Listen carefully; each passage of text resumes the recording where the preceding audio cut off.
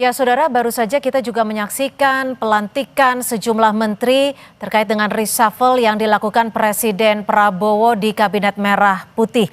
Saya masih bergabung dengan Mas Agung Mas Agung. Mas Agung, kalau dilihat strategisnya pertimbangannya apa nama-nama ini yang dipilih oleh Presiden Prabowo?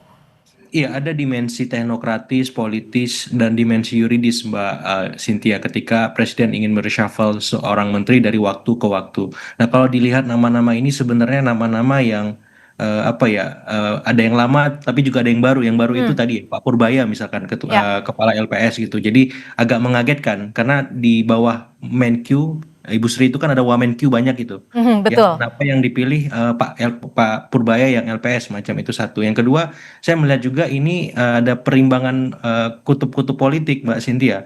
Kita tahu Pak Budi Ari dekat dengan Poros Solo, kemudian digantikan oleh Pak Ferry yang otomatis Poros Hambalang semacam itu. Kemudian Pak BG lebih dekat ke Poros Teguh Umar, kemudian sementara ad interimnya Pak Syafri Samsudin yang lagi-lagi Hmm. Poros Hambalang semacam itu. Jadi untuk sementara ini memang konsentrasinya ketika reshuffle sekarang dilakukan, Poros Hambalang menguat dan Poros Solo dan Tukumar menyesuaikan itu. Saya lagi bertanya-tanya, kira-kira siapa pengganti definitif Pak BG misalkan? Mhm, Seperti itu karena kita tahu posisi Menko Polkam ini kan sangat strategis, Mbak. betul. Apalagi ketika kemarin ada kejadian yang cukup luar biasa, demonstrasi besar yang berakhir ricuh dan menimbulkan korban jiwa, otomatis saya lihat Presiden Prabowo tidak mau kecolongan lagi agar ya keamanan stabilitasnya itu bisa terjaga. Nah, yang Artinya berikutnya lagi, menurut Anda nama-nama ya, ini berkaitan menjadi bagian dari dampak ataupun implikasi demo besar-besaran yang terjadi pekan lalu? salah satunya Mbak Cynthia, tapi salah duanya ya soal kinerja ya teknokratik dan salah tiganya ya soal yuridis bisa juga Hmm. karena ada beberapa menteri yang juga kemarin ada problem etik karena dia nongkrong sama salah satu ex Ya, pembalap liar semacam itu. Kemudian ada juga menteri yang masih problematik dengan kasus hukum judi online katakan gitu. Kemudian ada juga satu menteri yang memang tersangkut kasus juga di masa lalu hmm, BTS misalkan semacam itu. Jadi saya lihat Pak Prabowo memitigasi dari awal agar menteri-menteri yang tersangkut kasus fokus menyelesaikan kasus itu sehingga kinerjanya tidak terganggu. Dan ini hmm, presiden baik belajar dari kasus Pak Noel sebelumnya yang kemudian ditangkap oleh KPK seperti itu. Jadi ya. ini satu langkah lebih maju, lebih progresif agar kinerja Kabinet Merah Putih fokus tidak tersangkut, tidak terbelah konsentrasinya dengan kasus-kasus di luar kinerjanya seperti itu, Mbak Mhm. Cynthia.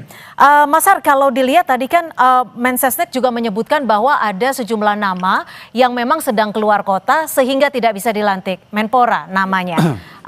Menurut Anda, ini terjadi begitu mendadak atau seperti apa?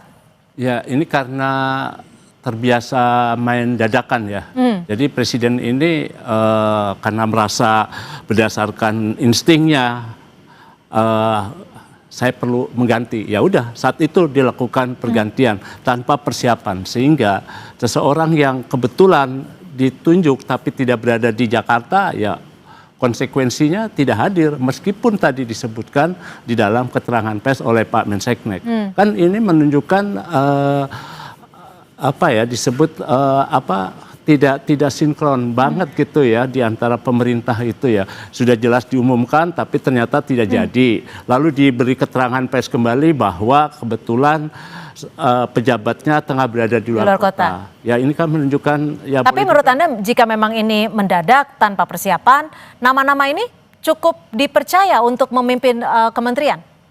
ya kalau ada 3 hal yang selama ini menjadi ganjalan di kabinet Merah Putih selain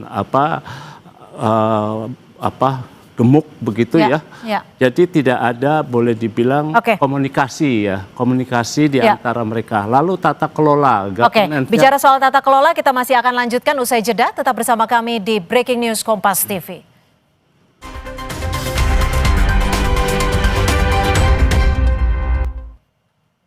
Saudara, Presiden Prabowo resmi melantik 5 menteri baru yang dirasafel dan juga melantik 1 menteri untuk Kementerian Haji dan Umroh. Kita masih membahasnya bersama Mas Agung Baskoro. Mas Agung, kalau Anda tadi menyebut bahwa ada kutub-kutub politik dalam pemilihan nama-nama di kementerian yang baru ini, apa yang bisa dibaca dalam hal ini? kekuasaan ya Mbak ya, balancing of power presiden di semua kutub-kutub tadi, untuk kutub Solo, kemudian Hambalang, terus juga Teguh Umar, Cikeas, sementara ini tidak ada gangguan sama sekali atas reshuffle. Tapi yang juga menarik ini ada tambahan jatah untuk Golkar. Apalagi ketika nanti Mas Dito Aryo Tejo digantikan oleh Mbak Putri Komarudin misalnya kalau jadi ya. Seperti itu artinya jatah Golkar bertambah lagi ketika Pak Abdul Qadir Karding digantikan oleh Pak Mukhtarudin semacam itu. Jadi saya melihat Gerindranya menguat, Golkarnya juga, tapi di saat yang sama ada perimbangan kutub-kutub politik antara Teguh Umar dengan Solo seperti itu. Dan ini akan kita lihat apakah nanti pengganti Pak BG secara definitif tetap Pak Syafri Samsudin merangkap semacam itu atau memang ada nama dari PDIP yang digantikan Pak BG seperti itu. Itu akan menarik karena ini kan istilahnya Menko Polkam ini jantungnya pemerintahan ya, menentukan stabilitas, keamanan, kemudian koordinasi, konsolidasi semua sektor yang terkait dengan itu agar tetap baik, maksimal, dan tidak ada lagi ekses semacam kerusuhan besar yang akhirnya menimbulkan korban jiwa itu. Oke, Mas Agung, kalau kita tahu memang Ya, nama Budi Gunawan Menko Polkam sebelumnya adalah termasuk orang yang cukup dekat dengan Teguh Umar. Apakah nama-nama yang diganti ini akan berimplikasi kepada politik, kepada koalisi? ya pasti akan ada penyesuaian adaptasi baru karena memang Pak BG ini kan seringkali menjadi jembatan komunikasi antara Pak Prabowo dengan Ibu Mega. Nah, saya menunggu siapa nama yang kira-kira akan menggantikan Pak BG dari misalkan kalau memang arahannya dari terafiliasi dengan PDIP atau kalaupun memang tidak, itu kita akan tunggu apakah nama itu memang bisa menjadi jembatan komunikasi bukan hanya kepada Ibu Megawati tapi ke semua poros Mbak Cynthia karena biar bagaimanapun ya Pak Prabowo butuh ya jembatan komunikasi itu agar komunikasi politik beliau lancar dengan semua poros yang ada seperti itu sekaligus memastikan secara teknokratis kerja Menko Polkam ini memang cukup profesional, tidak ada ekses semacam sebelumnya ketika terjadi kerusuhan besar itu. Dalam artian misalkan kalau demo dibatasi jam 6, Menko Polkam harus memastikan bahwa ada legislatif atau eksekutif yang menemui pihak demonstran untuk merespon aspirasi itu. Jangan sampai jam 6 mau dibubarkan tapi demonstran nggak ditanggapi, nggak disambut. Nah, ini jadi masalah seperti itu. Jadi berkaitan juga dengan efektivitas dan evaluasi para menteri. Terima kasih Mas Agung Baskoro, Direktur Eksekutif Trias Politika Strategik sudah berbagi perspektif di Breaking News Kompas TV.